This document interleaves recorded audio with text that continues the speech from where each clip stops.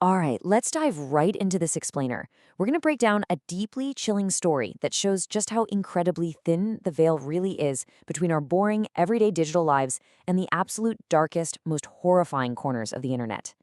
By the end of this, you'll see the exact sequence of events that dragged a regular college student named Terence into a terrifying labyrinth that he could literally never unsee. So picture this. It's a completely normal Thursday night. Terence has his apartment all to himself because his roommate is out. He logs onto Facebook Messenger for a video chat with 3 of his classmates, Eric, Craig, and Cindy. It's actually their very first time hanging out for a new college group project. They're just brainstorming ideas, hoping to score an A+, and shooting the breeze. I mean, it is the absolute definition of a mundane, everyday college experience. But, as we're about to see, that normalcy was incredibly fragile. Section 1. The Innocent Group Chat. You know, the exact moment everything shatters comes from just one super casual message. Out of nowhere, Eric interrupts the brainstorm and baits the group with, "Hey, guys want to see something cool?" When Terence and the others say sure, Eric drops a file into the chat. Terence clicks it, and bam! He is instantly confronted with a deeply disturbing image of a woman missing her arms and legs. Obviously, the group is totally disgusted and demands to know where on earth Eric got something so graphic. And Eric? He just casually shrugs it off, admitting he didn't take it, but pulled it straight off the dark web. To really wrap our heads around what Terence was looking at, we need to understand the twisted world Eric had just dragged them into. Eric explains he found the photo on a dark web forum called Homemade Dolls.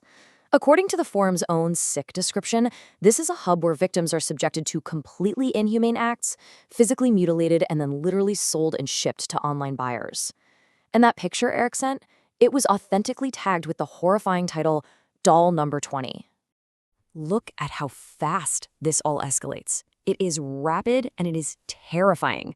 At 8 p.m., they're just normal kids doing homework. By 9:30 p.m., Eric is exposing them to dark web trafficking material. And then, at exactly 10 p.m., right in the middle of Eric talking about his dark web browsing, a random user suddenly forces their way into the private video chat.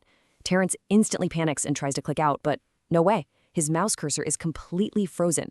Their computers have been completely hijacked. Section 2. Murder of Doll 20. Now, the person who hijacked their screens wasn't just some random internet troll. The user's webcam flickers on, revealing a man wearing a mask. And no, not a cheap rubber one from a costume store. The source describes it as the skinned face of an actual pig. This is the Pigman. He stares dead into the webcam and delivers this incredibly chilling line to the captive college students. While he's speaking, you can hear a muffled female voice in the background.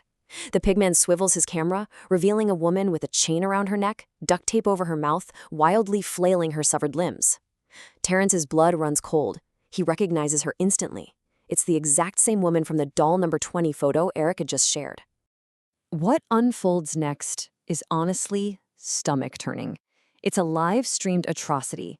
The Pigman grabs a massive lumberjack's axe and brutally murders Doll Number 20 right in front of the paralyzed study group. Terence's reaction is entirely visceral. He leaps out of his chair, practically vomiting from the sheer panic and sadism he just witnessed. Then, just as suddenly as the whole nightmare started, the screens cut to black. The group is deeply traumatized. Desperate to believe it was just some elaborate hacker prank, they make a hasty, collective pact to never bring it up again and just try to forget what they saw. Section 3. Cindy becomes Doll 21. All right, so fast forward a full year. Trying to ignore the trauma didn't work for Terence. It just festered. He's dropped out of school, working a dead-end retail job, just trying to keep his head above water. Then, one day, he comes home to his apartment and finds a physical envelope shoved through his mail slot. He rips it open and finds a photograph. It's his former classmate, Cindy, the very same Cindy from the fateful group chat. Except, in this photo, her arms and legs are missing. And the title scrawled on the picture? Doll Number 21. The fallout from that one Thursday night was absolutely devastating. Terence's academic life was totally derailed. Cindy had vanished completely off the map, turning into a frustrating police cold case shadowed by dark web trafficking rumors. And now, the horror had literally shown up at Terence's front door. The Pigman's network knew exactly where he lived. This unresolved terror pushes Terence over the edge into a dangerous, consuming obsession with the deep web. He absolutely has to know what happened to Cindy. Section 4. Confronting the Hacker. At this point, Terence realizes he actually has a lead. He starts heavily suspecting his former classmate Eric, the guy who brought up homemade dolls in the first place, is deeply involved in Cindy's disappearance. Terence gets Eric into a chat, begging for information and confronting him about the doll 21 photo. And Eric? He completely drops the nice guy act. His sinister taunting essentially confirms his direct, active connection to these dark web forums. Eric wasn't just some curious guy clicking around.